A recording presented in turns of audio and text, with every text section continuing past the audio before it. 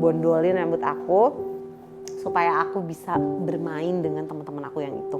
Itu begitu turun, mama aku langsung nyeret aku masuk, udah nggak pakai dadah-dadah lagi ke temen. Itu teman-teman aku semua pada ngakak ngeliatin aku, diseret dong sama mama. Jadi aku buka rekening tabungan aku bilang ya udah yuk kita bandingin gitu. Itu kan memancing emosional suami ya.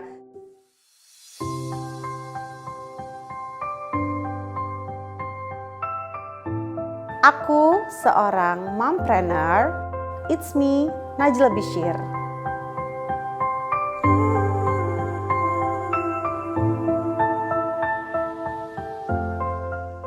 Ya jadi dulu tuh kan aku, teman-teman aku tuh, aku juga nggak tahu ya kenapa pada saat SD kelas 5, kelas 6 itu gitu ya, saat mulai pertemanan itu menjadi sesuatu yang memang penting. Karena kan kalau kelas 1 SD gitu kan belum mikir kali ya, masih biasa aja. Nah mulai kelas 5, kelas 6, mulai tumbuh menjadi anak anak remaja itu, aku ngerasa kayak kok kayaknya aku dibedain ya di sekolah, kenapa ya gitu, kayak apa karena aku beda nih sendiri atau kayak gimana gitu. Terus akhirnya aku ngerasa pengen deh masuk kayak geng-geng eksis itu. Jadi ada satu geng eksis di sekolahanku gitu, aku pengen banget deh mainnya sama mereka gitu, keren. Terus juga kayak paling populer di sekolah gitu. Akhirnya aku mikir gitu gimana sih, karena setiap aku mau join tuh kayak aku nggak dikasih space gitu untuk join sama mereka gitu. Akhirnya kebodohan aku nih ya, akhirnya aku mikir gitu, di satu geng itu kan pasti kayak ada satu template gitu di otak aku ini sih gitu ya saat itu. Kayak ada yang si cantiknya, ada yang si pinter, ada yang si lucu. Nah ini satu lagi kayaknya harus ada si tomboy gitu ya. Aduh itu gila banget sih. Akhirnya aku tuh ngide banget gitu, mama mau potong rambut. Tuh kenapa kok potong rambut? Mama aku nggak mau nganterin, akhirnya aku pergi tuh sama tante aku. Aku potong rambut, aku potong cepak, tahu nggak? Aku bondolin rambut aku supaya aku bisa bermain dengan teman-teman aku yang itu. Kayak aku juga nggak tahu idenya dari mana, kenapa bisa mikir kayak gitu, aku juga nggak paham gitu ya. Akhirnya aku kayak, aku udah beda nih, udah dibondolin, mungkin aku bisa masuk geng itu gitu. Ternyata enggak juga dong, tetap aku nggak ditemenin, mungkin malah tambah gila, malah diketawain aku ke sekolah kayak, haha rambutnya kayak gitu kayak. Aku tambah sedih lagi, ya udah deh, mungkin emang ya udah nggak rezekinya main sama mereka. Tapi kayak sekarang sih aku ambil pelajaran kayak, aduh kenapa aku seambis itu untuk berteman sama mereka dan sebodoh itu gitu. Kayak kenapa dipaksain gitu. Jadi intinya jangan maksain lah, namanya pertemanan kalau emang gak cocok gitu sih. Aku tuh pernah banget dulu, mama aku tuh mungkin udah stres banget ya nge-handle aku. Jadi di Bogor tuh ada konsernya Audi. Aku kan pengen banget nonton ya di hotel, kebetulan di hotel, di salah satu hotel di Bogor. Nah itu aku berangkat dari jam 7. Aku pamit sama mamaku kayak, "Ma, ya udah pulangnya jam berapa? Jam 10 udah harus pulang ya. Jam 10 udah harus pulang," kata mama. Kayak aku nggak tahu tuh ternyata mulai nyanyinya jam 12 malam. Mulai nyanyinya tuh jam 12 malam, saat itu jam 11, jam 12 malam. Nah aku tuh pulang jam 1 atau jam 2 pagi, diantarin temen aku. Itu mamaku udah pakai mukena habis sholat tahajud kali ya, di depan pagar udah begini. Udah begini depan pagar, aku mau turunnya aja udah takut. Itu begitu turun, mama aku langsung nyeret aku masuk, udah nggak pakai dadah-dadah lagi ke temen. Itu teman-teman aku semua pada ngakak ngeliatin aku, diseret dong sama mama. Masuk lu ke dalam rumah katanya. Jam 2 pagi anak gadis pulang katanya gitu. Itu teman-teman aku terus pada kayak, ih gila mama lo, gila gue takut banget. Jangan ajak si Najla lagi deh kemana-mana, serem banget katanya mamahnya. Kayak gitu. Makanya aku kayak kalau misalnya kemana-mana kayak, udah deh gue sadar diri deh. Soalnya kan Arab itu strict banget ya. Jadi kayak aturannya tuh banyak gitu, harus ketat gitu. Perempuan harus gini gitu. Nah makanya saat itu aku kayak, udah deh daripada gue ngerepotin orang gitu ya, jadi mendingan gue udah nggak usah deh, kalau nggak usah kemana-mana, maksudnya nggak usah yang sampai larut-larut gitu, paling batas-batas jam 9, jam 10 gitu. Sebenarnya kalau papa aku kan tinggal di Jakarta ya, saat itu kan aku di Bogor gitu, jadi papa aku nggak terlalu banyak tahu gitu tentang kehidupan remaja aku. Jadi aku sebetulnya minta perlindungannya itu sama nenek aku. Nah itu adalah bidadari aku banget gitu ya, angel banget gitu ya. Jadi kayak kalau ada apa-apa mama aku ngomel gitu, aku ngomongnya sama Umi kayak, "Mi, aku diomelin mama gini gini gini gini." Terus kayak, "Vivi, udah awas jangan diapa-apain si Najla," gitu-gitu. Jadi aku kayak punya pembela gitu. Makanya aku tuh sayang banget sama nenek aku. Gitu pokoknya kalau ada yang nyenggol-nyenggol aku tuh nenek aku pasti maju gitu. Jadi sebetulnya tuh di acara pernikahan salah satu kerabatnya nenek aku sebetulnya. Jadi aku pun berangkatnya itu sebetulnya udah nggak pengen berangkat untuk acara itu gitu karena aduh males banget deh gitu saat itu aku sama sepupu aku gitu katanya berangkat nggak pantas kamu ngewakilin Umi saat itu ngewakilin nenek aku. Ya udah akhirnya aku berangkat. Nah di situ aku jujur aku tuh nggak tahu ada dia sama sekali, aku nggak sama sekali nggak tahu ada dia ataupun apa. Tahu-tahu pada saat aku pulang itu ada yang ngintil mobil di belakang aku. Nah itu ternyata ternyata tuh dia ngintil mobil di belakang aku datang ke rumah aku. Jadi kayak aku kaget banget kok nih orang berani banget sih tiba-tiba datang gitu ke rumah. Nah terus dia datang ke rumah aku kan nggak temuin ya, mau cari siapa emangnya tiba-tiba dateng gitu. Ternyata dia tuh bawa tantenya yang emang temennya tante aku gitu. Jadi alasan-alasan gitu deh gitu, speak. Terus abis gitu dia datang, terus dia ngomong gitu sama orang yang ada di rumah aku. Boleh nggak aku kenalan gitu. Dan akhirnya aku coba temuin ke depan gitu kan, dia duduknya di area depan gitu. Kayak dalam hati aku, lo siapa sih kok tiba-tiba lo dateng gitu, serem banget gitu kan. Lo tahu gak sih itu kan hal yang menyeramkan ya buat kita saat itu, kayak tiba-tiba dikintilin mobil gitu kan. Terus dia bilang, iya aku mau kenalan sama kamu. Ya udah kenalan aja gitu. Nomor telepon juga aku kasihnya nomor telepon sepupu aku. Pertama gak aku kasih nomor telepon aku gitu. Karena saat itu kayak enggak banget nih cowok gitu, tiba-tiba datang, tiba-tiba gini gitu. Nah terus dia tuh kayak pantang menyerah gitu loh orangnya. Di mata nenek aku balik lagi nih ya, ridho Allah tuh ridho orang tua gitu ya. Jadi nenek aku tuh kayak setuju banget gitu loh, kayak ini tuh yang cocok buat kamu tuh yang kayak gini, yang umurnya lebih tua dari kamu, terus juga yang sudah mapan gitu, yang sudah yang keluarganya baik, kayak biasalah klise lah ya keluarga kan gitu. Terus aku bilang tapi aku nggak cocok, aku malah sampai ngomong sama nenek aku, ya udah nikahnya sama Umi aja jangan sama aku. Tuh nenek aku tuh ngamuk banget sama aku, nih anak nggak bisa diomongin ya kayak gitu saat itu. Yang jadi anak tuh yang bisa diomongin, ini tuh buat masa depan gitu katanya. Tapi aku sekarang tuh bersyukur banget karena suami aku tuh orangnya tuh sabar gitu, dan nenek aku udah lihat itu dari awal. Jadi kayak nggak temperamental gitu, kayak orangnya tuh sabar banget yang ngikutin aku dengan segala tingkah pola aku gitu ya. Karena kan ngehandle aku rasa nggak mudah gitu dengan semua kesibukan aku, dengan semua keadaan aku, kelebihan dan kekurangan aku tuh nggak mudah gitu. Dan dia sabar untuk mau mengikuti ritmenya gitu. Untuk dia mau menurunkan ego, mau join sama aku di Bittersweet aja itu udah nilai plus banget buat aku yang semua laki-laki belum tentu mampu. Wah itu luar biasa banget sih. Sebetulnya suami aku tuh udah punya bisnis sendiri Mbak sebelumnya. Nah dari situ bisnisku juga lagi berkembang gitu. Jadi aku di situ tuh kayak dilema gitu. Kalau aku terusin aku nggak mampu sendirian. Aku bakal stop nih Bittersweet. Tapi kalau aku sama kamu, aku bilang kita bisa bareng-bareng. Akhirnya yang dilakukan adalah aku tuh gila banget sih memang ya, sangat memancing emosional suami saat itu. Jadi aku buka rekening tabungan aku bilang ya udah yuk kita bandingin gitu. Itu kan memancing emosional suami ya. Suami normal pada umumnya akan sangat emosi gitu dengan istri yang seperti itu. Tapi dia enggak gitu. Dan itu nilai plus banget, dia kayak ya udah aku bantuin kamu deh. Ya kan gedean Allah kan, aku bilang ya udah ayo ini bantuin aku gitu. Karena aku nggak bisa sendirian gitu. Akhirnya dia bantu aku dan alhamdulillah Bittersweet bisa sebesar ini. Jujur aku tuh cuma tampilnya aja, tapi yang sebetulnya kerja kerasnya tuh suami aku semua dan timnya gitu.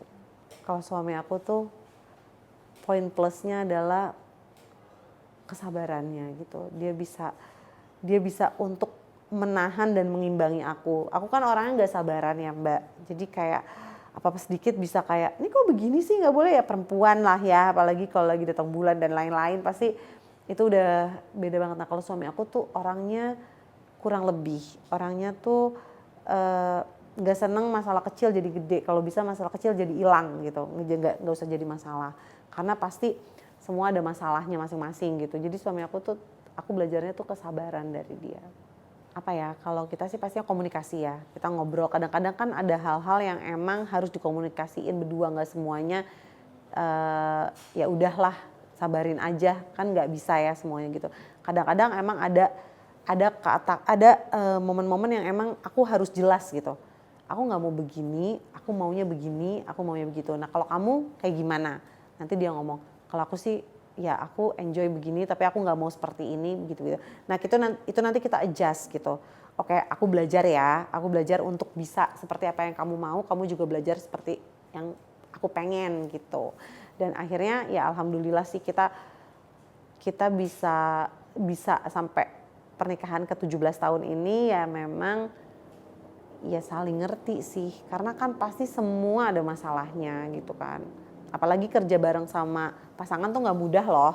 Pasti ada aja yang kita lihat kurang gitu dari mata pasangan kita masing-masing gitu. Kayak misalnya kamu tuh harusnya nggak gini loh, kamu harusnya gini, atau enggak suami aku begitu juga ke aku. Tapi ya kita obrolin sih, komunikasi sih intinya. Aku pertama kali menjadi ibu dan hamil, aku hamil di usia pernikahanku 2 bulan. Happy banget sih, kayak gak nyangka ada makhluk lain di perut aku gitu kan ya. Itu aku seneng banget. Dan tapi pada saat abis melahirkan juga aku happy banget gitu ya. Aku bisa melahirkan secara normal dan aku bisa punya anak di umur aku saat itu. Tapi aku juga mengalami fase-fase yang memang berat buat aku saat itu. Aku mengalami kayak baby blues mungkin kalau kata orang-orang sini. Tapi baby blues aku tuh bukan membenci anak aku, tapi aku jadi kayak ngerasa hidup aku tuh kayak nggak bisa ngapa-ngapain gitu. Kayak aku capek banget gitu. Saat itu pun aku nggak bisa ASI gitu ya. Jadi aku ngerasa kayak omongan-omongan orang tentang aku nggak bisa ASI tuh luar biasa bikin aku down gitu. Oh nggak ASI, sayang ya anaknya nggak ASI. Padahal aku tuh udah berusaha semaksimal mungkin saat itu, kayak even udah pijet, udah disuntik, udah segala macam, udah aku lakuin semua. Tapi memang ya gimana ya, ASI aku seret saat itu mungkin karena aku juga stressful gitu ya. Nah saat itu aku ngerasa kayak gila ya punya anak, seneng sih tapi gini juga ya rasanya gitu, kayaknya aku belum siap gitu. Saat itu aku ngerasa aku punya anak yang pertama tuh mental aku belum siap banget. Jadi mental aku belum mampu untuk punya satu tanggung jawab sebesar itu gitu saat itu.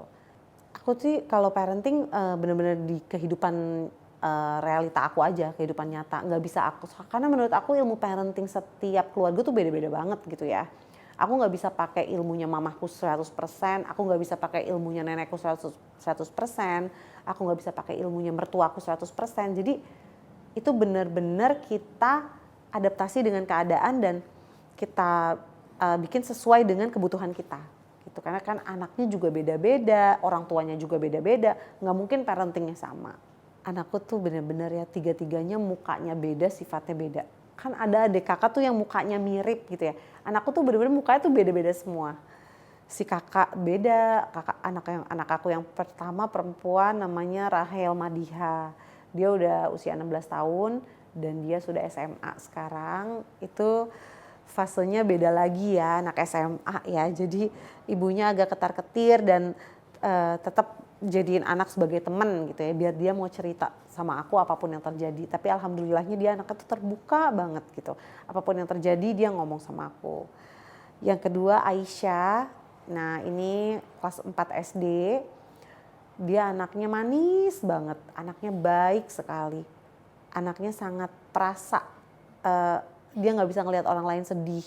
Dia selalu pengen ngebantu kalau orang lain kesusahan. Dia anaknya sabar banget, dia nggak pernah mau cari masalah. Aisyah nih yang paling ngademin kalau di rumah. Jadi misalnya kita ada problem gitu, dia yang kayak udahlah sabar aja Mi, nggak apa-apa kok, jangan di ini gitu. Anaknya tuh yang kayak begitu. dan dia hobi banget masak gitu. Kayaknya dia nurun aku nih, yang nurun aku untuk suka masak, suka baking itu dia. Yang ketiga namanya Sarah, dia anak paling kecil. Dia anaknya super fun banget, dia nggak peduli, dia nggak takut sama apapun hal baru. Dia anaknya show banget, jadi apapun acaranya ya bintangnya dia berasanya dia gitu. Jadi dia tuh anaknya super entertaining banget sih, seru banget. Aduh banyak banget dari anak-anak aku tuh aku belajar banyak banget. Anak-anak aku tuh kadang-kadang aku kalau ada masalah tuh curhatnya malah sama anak-anak aku. Tapi kalau yang lebih spesifik tuh aku sama kakak, karena dia udah SMA. Dia tuh udah bisa ngasih advice buat aku, udah bisa ngasih masukan buat aku, misalnya kak ini ada begini-begini mami harus gimana ya. Oh mami begini aja gini. Itu anak aku yang paling gede. Nah anak aku yang kedua ini ngademin gitu, kayak sabar aja Mi, pasti nggak bakal terjadi apa-apa kok. Nah kalau anak aku yang ketiga menghibur gitu. Lebih ke menghibur, seru. Udah nggak kalau dia tuh nggak peduli apapun yang terjadi, pokoknya di rumah tuh harus seru, harus nyanyi, harus dance, dan semua harus ngeliatin dia gitu. Jadi kayak seru aja gitu, fun. Harapan aku besar banget ya ke anak-anak aku, tapi aku nggak mau memaksakan apapun. Aku pengen anakku menjadi anak yang solehah nomor satu. Dia takut sama Allah. Dia harus tahu batas-batas kehidupannya dia gitu. Terus yang kedua dia menjadi anak yang beruntung. Karena kalau aku doainnya menjadi anak pintar, banyak banget anak pintar di dunia ini. Tapi kalau aku doainnya anak-anakku menjadi anak yang beruntung, insya Allah di setiap langkahnya tuh dia beruntung gitu. Menjadi hal-hal yang baik gitu buat dia. Terus juga yang pastinya sayang sama aku sampai tua gitu ya, nggak ngelupain mami gitu ya. Temenin mami, kamu waktu kecil ngintil-ngintil mami, nanti kalau mami udah tua mami ngintil kamu loh, kamu jangan risih ya gitu. Tetap sayangin mami gitu, mami dan abi pastinya. Terus menjadi anak yang berguna bagi nusa bangsa dan negara, pokoknya jadi anak-anak yang sukses dunia akhirat. Walaupun kalian perempuan, mami doain insya Allah karir kalian bagus, hidup rumah tangga kalian bagus, kehidupan agama kalian bagus ya, insya Allah yang terbaik buat anak-anak aku. Anak tuh nafas aku, bener-bener kayak orang yang paling penting selain suami pastinya ya, dan orang tua itu anak. Anak tuh penting banget karena mereka sangat bergantung sama kita dan mereka sangat butuh kita gitu loh. Dari kecil mereka nggak bisa ngapa-ngapain, mereka butuh kita. Jadi benar-benar mereka juga, anak-anak aku alhamdulillah ya, anak-anak aku tuh kalau kata papahnya, ini gila ibu nih anak-anak. Maksudnya di anak-anak aku tuh pada gila ibu gitu. Jadi kayak apa-apa mamihnya baru, ya itu mungkin semua anak kali ya. Tapi anak-anak aku tuh benar-benar kayak mami oriented banget. Jadi mereka tuh bangga banget sama maminya. Aduh aku sedih. Jadi kayak mami, aduh maaf ya mbak, kayak mami tuh hebat banget gitu di mata aku. Kayak aku bangga sama mami gitu. Kayak di sekolah aku aja pada ini Mi gitu, misalnya pada tahu mami misalnya kayak gitu, kayak emang iya, aku bilang iya Mi, ya aku seneng banget gitu. Makanya kamu sekolah yang bener ya, sekolah yang pinter biar bisa lebih dari mami. Aduh aku kalau masalah anak nggak kuat deh. Aku luar biasa bangga sama anak aku tuh karena anak aku tuh sangat mengerti keadaan aku. Karena ibunya ini kan gak sempurna gitu ya. Banyak banget kekurangan aku, mungkin mereka gak nyaman dengan apa yang aku jalanin sekarang. Banyak yang mereka gak suka, waktunya kurang, atau mungkin mereka gak punya banyak waktu kayak anak-anak lain sama ibunya. Even hari Sabtu, Minggu pun kadang aku masih kerja gitu. Tapi mereka tuh ngerti gitu kalau aku ngomongin kayak mami minta maaf ya gini-gini. Iya Mi, gak apa-apa gitu. Tapi kadang-kadang kalau yang kecil agak nggak bisa diomongin sih, yang kecil kayak aku nggak mau tahu, aku harus ke mall gitu. Aku mau ke mall gitu. Kadang-kadang aku juga kayak nyempetin waktu banget gitu buat anak-anak aku untuk even ke mall gitu 2 jam 3 jam itu aku ya udah ayo kita ke mall atau kita kemana gitu sih.